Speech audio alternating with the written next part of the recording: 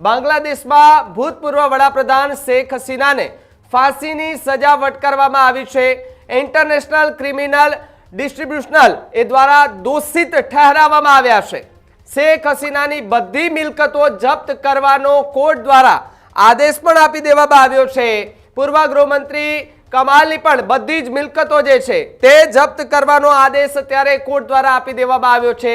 શેખ હસીનાના અને તેમના સહયોગીનો 5 જેટલા કહી શકાય કે લોકો છે તેમની સામે ફરિયાદ દાખલ થઈ અને ફરિયાદ દાખલ થતાની સાથે જ જે શેખ હસીના છે તે પણ બાંગ્લાદેશ છોડી અને ત્યાંથી પલાયન થઈ ગયા હતા અને વિરોધીઓ જે છે એ વિરોધ પ્રદર્શન કરવા માટે રોડ રસ્તા પર ઉતરી આવ્યા હતા। પોલીસનો ચુસ્ત બંદોબસ્ત હતો, ટીયર ગેસના સેલ છોડવામાં આવતા હતા। એ દરમિયાન શેખ હસીના કે જે પ્રાઇવેટ જેટમાં એ બીજા અન્ય દેશમાં ભાગી ગયા હતા। ત્યારબાદ સ્થિતિ ત્યાં ખૂબ ખરાબ થઈ ગઈ હતી અને લોકો કહી રહ્યા હતા કે એમને સજા આપવામાં આવે અને કોર્ટે પણ એ જ નિર્ણય લીધો છે।